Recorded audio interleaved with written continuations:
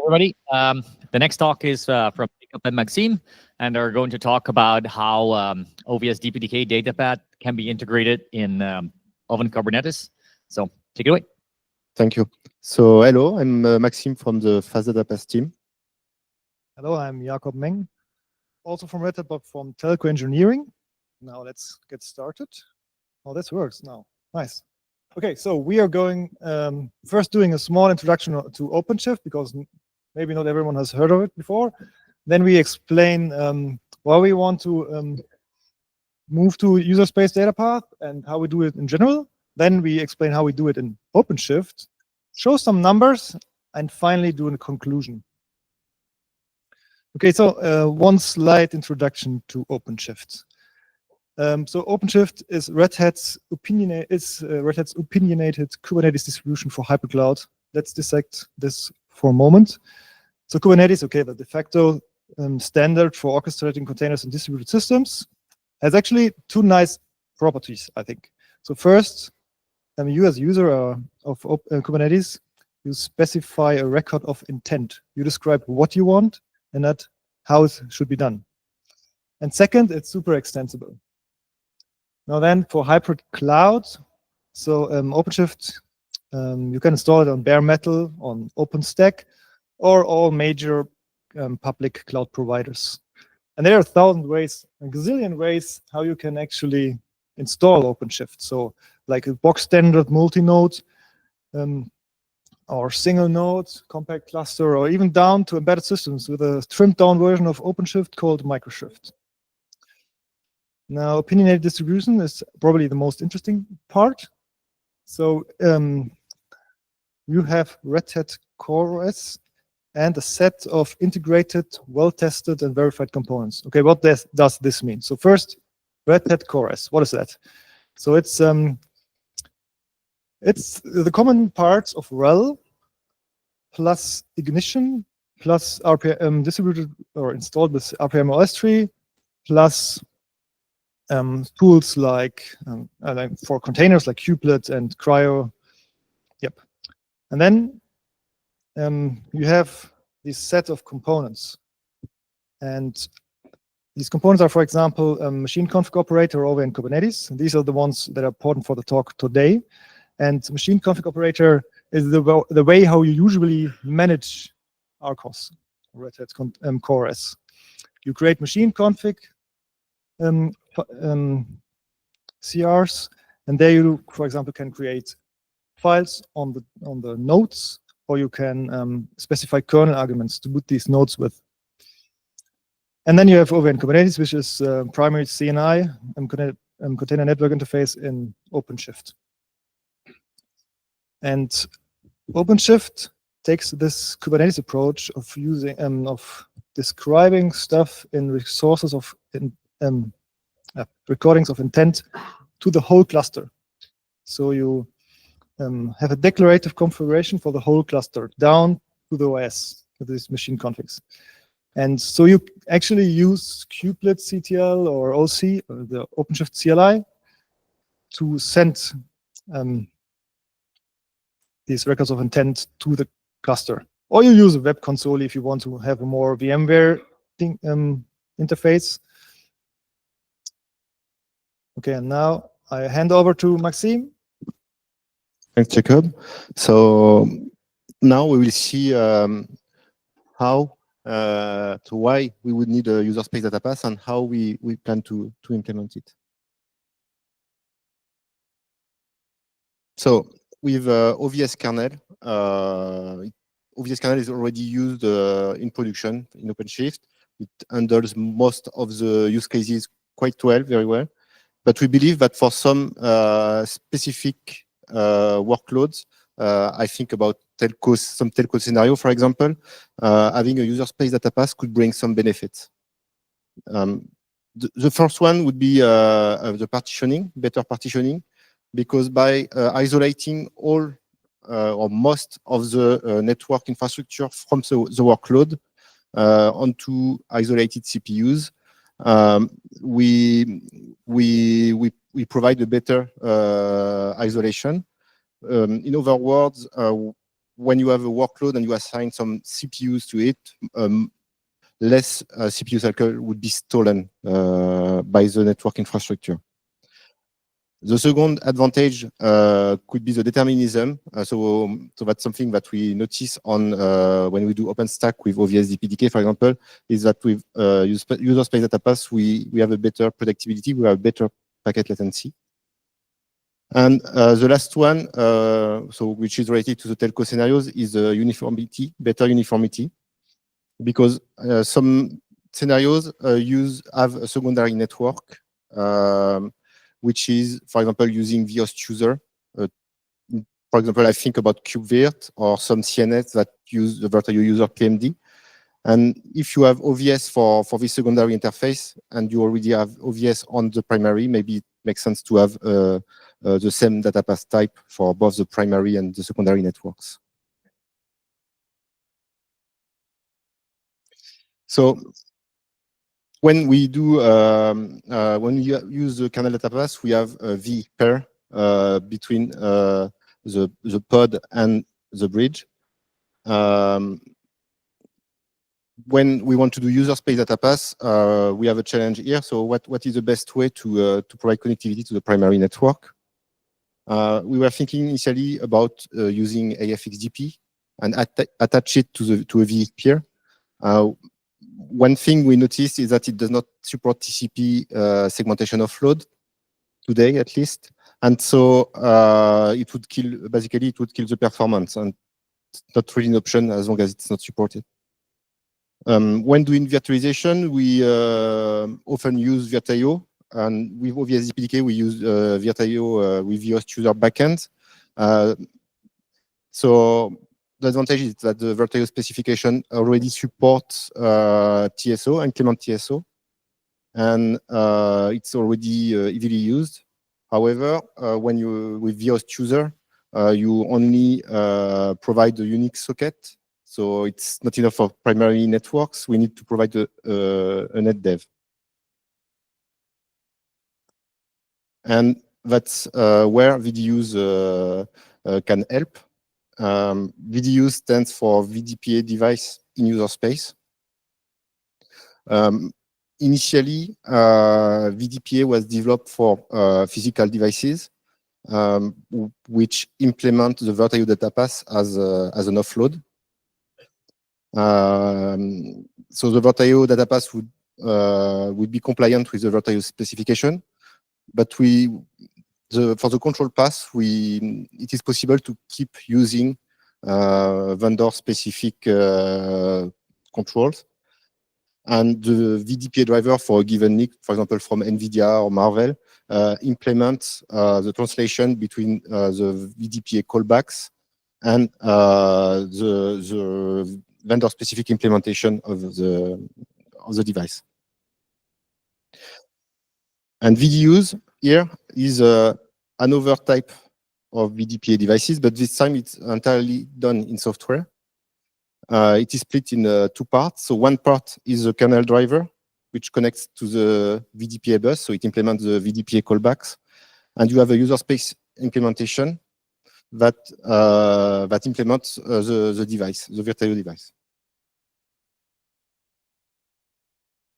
So the big picture looks like this. So you have in this case the VDUSE application is OpenVSwitch here.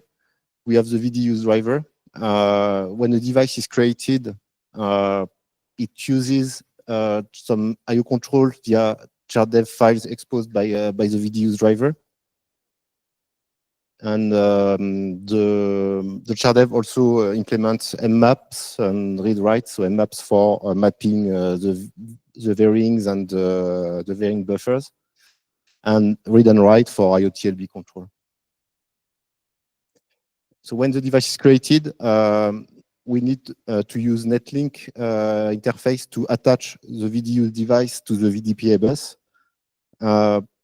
In IP route 2, we have a tool called VDPA, which implements this. It's available upstream. So now that our device is attached to VDPA bus, we can bind it to two drivers depending on the use case that we want to cover.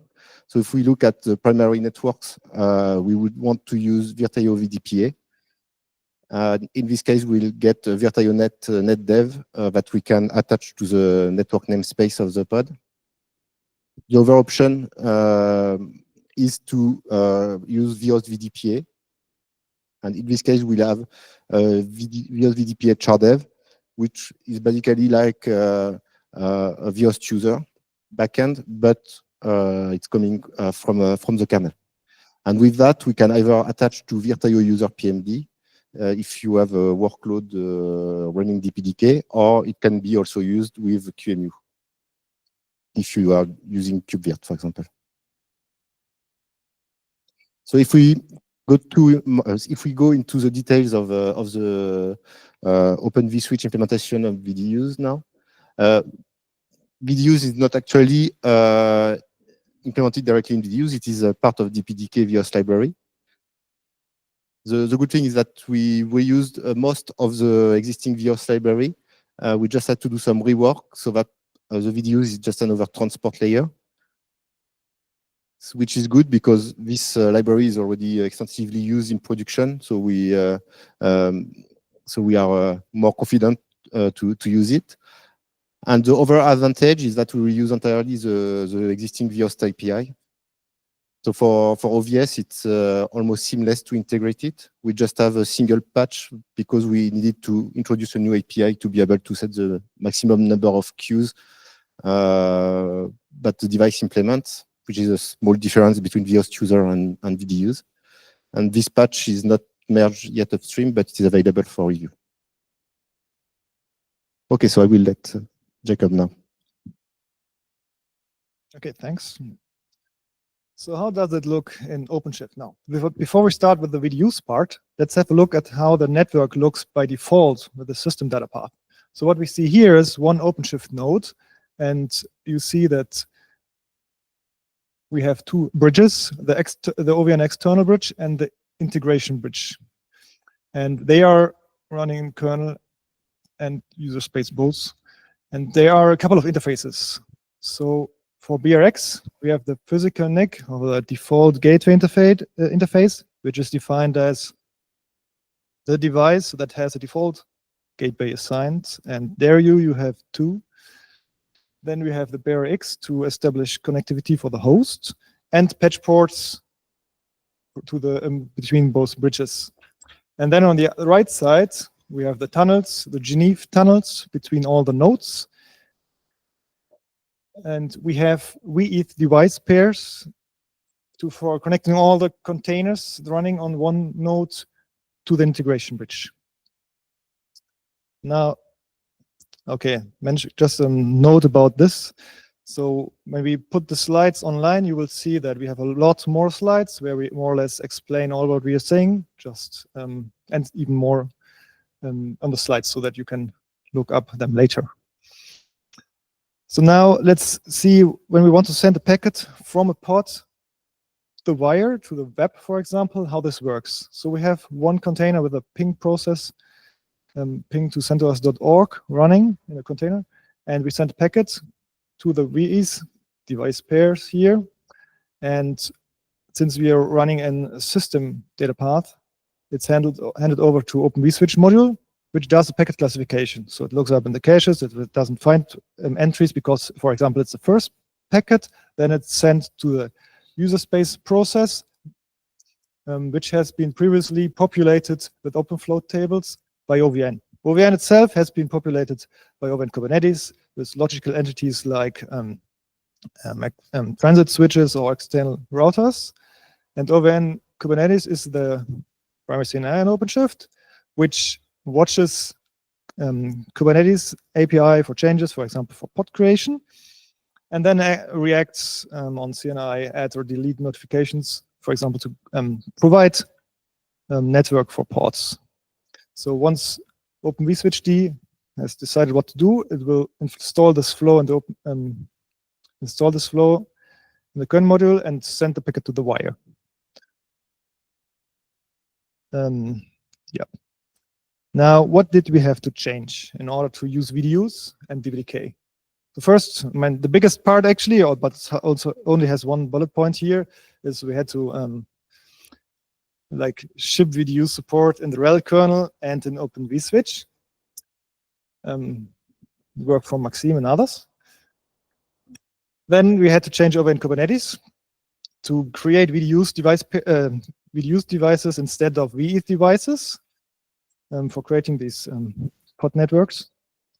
And the main challenge here was that we had to change the flow. So by default, what OVN Kubernetes would do is create a vETH device pair and assign IPs and routes and the gateway to this vETH device, and then assign it to the OVS bridge. But with VDUSE, it's different. First, we create this DPDK vhost user client port at OVS. Then we assign, we create a VPA netdev, and then lastly we assign IPs and stuff to that this netdev. But we want to keep both datapath types supported, right? And third part was we had to change the machine config operator. So first we had to introduce a new script which basically loads the kernel modules that we need, and second, which will enable DPDK and Userspace TSO in OVS. Next part what we had to change is the configure OVS script. This is part of OpenShift already. This is a script which basically creates network manager connections to create this external bridge. And we had to change that to create this BRX bridge with type netdev instead of system. We had also we write optional code.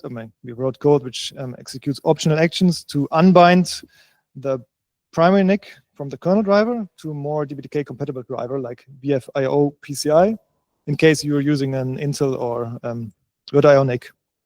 It's not required for Mellanox NICs.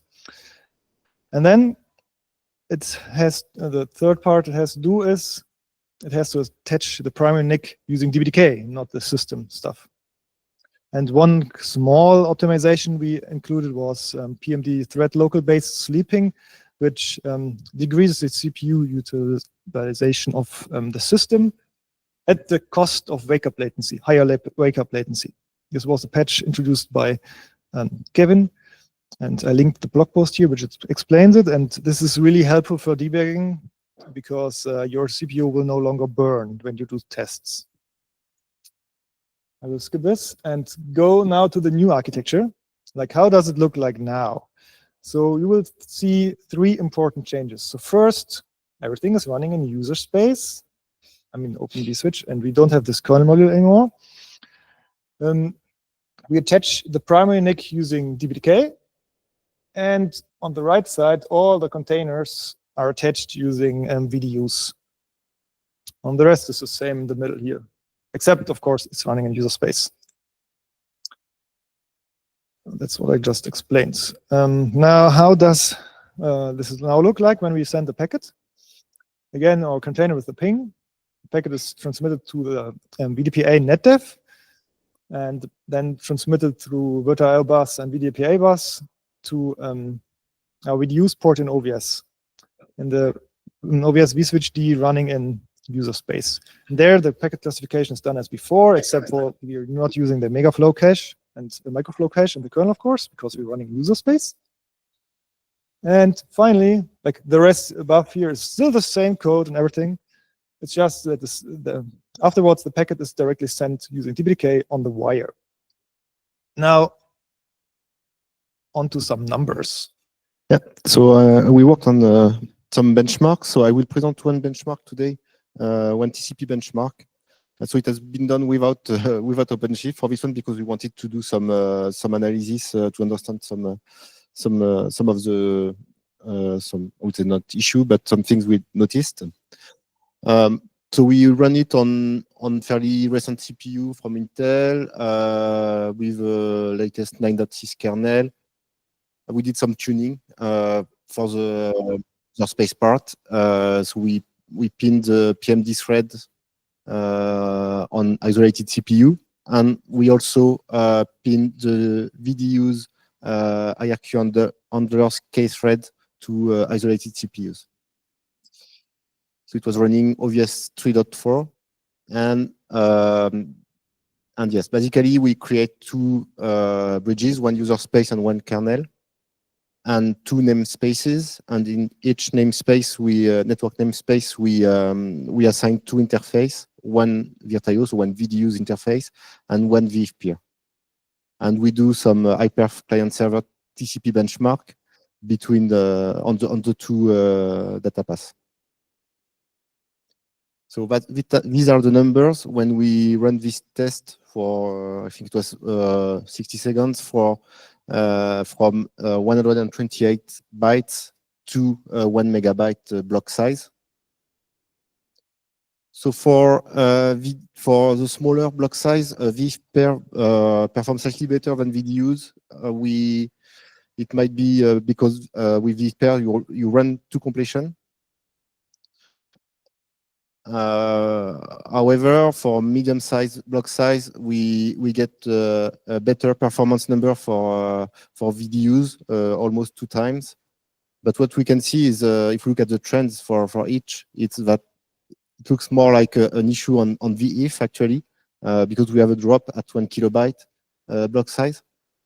But overall, yes, for these sizes, VDUSE is better currently. So I reproduced the same trend for VIF on several CPUs and kernel version. So I don't really know what is happening.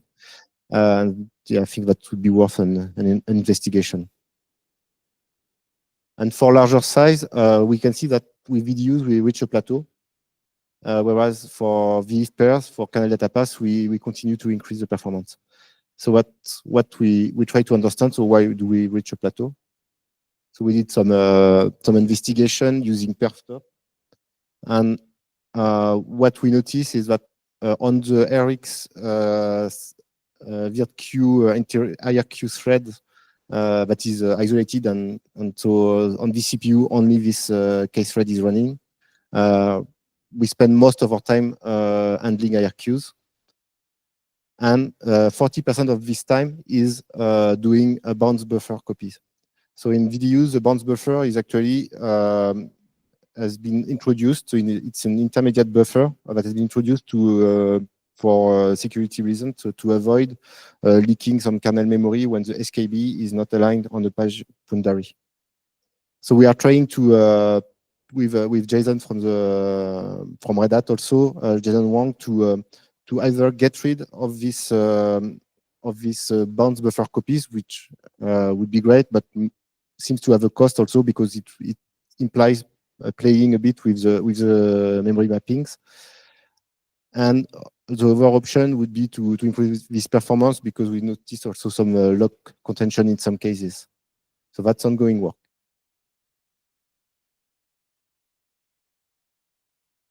Thanks. Okay, so first, this whole thing is a proof of concept. So let's say it's a preliminary evaluation, it might change. So the pros here are definitely that we have more determinism thanks to the CPU pinning that we have. And we have better performance than VEF devices for small and medium buffer sizes, but we are working on the higher buffer sizes, right? And thanks to VDUSE, we can have the same connectivity between primary and secondary networks, like including KubeVirt, which might be coming in the future. And yeah, okay, better partitioning we have. We have also a couple of cons, of course. First, higher memory bandwidths due to the bounce buffers. And second, higher complexity, because there's a lot to set up with this. So we need these extra kernel arguments to enable everything. Then we have to enable workload partitioning in OpenShift. We have to reserve huge pages, do some NUMA tuning, and so on. And of course, we have higher CPU utilization, but we can mitigate that a bit. Maybe we don't want to. Now, there's still a lot of work to do. So first, we want to improve the performance, of course, of VDUs. Then the handling of huge pages has to be improved in OpenShift, because at the moment, If you use a performance profile to ask for huge pages, then Kubernetes just can consume all of that for workloads. But we want to reserve some for the system, for OVS. So this has to be changed. Or we have to find out how this works better. We have to work on the NUMA awareness in OVS to, in the case of OpenShift, to see how we can do that.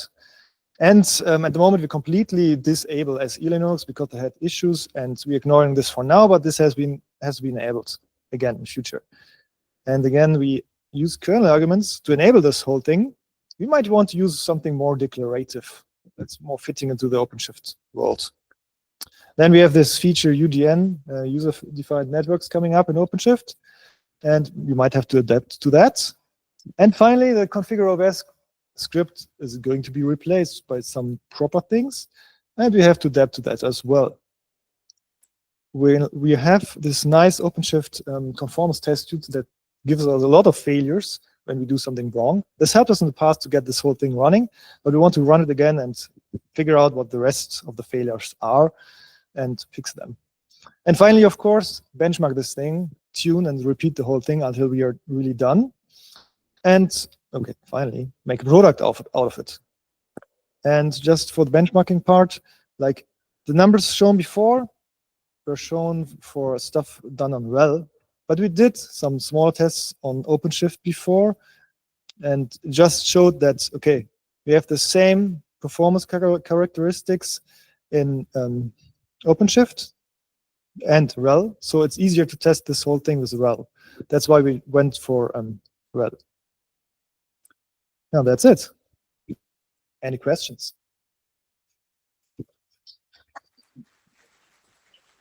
More questions?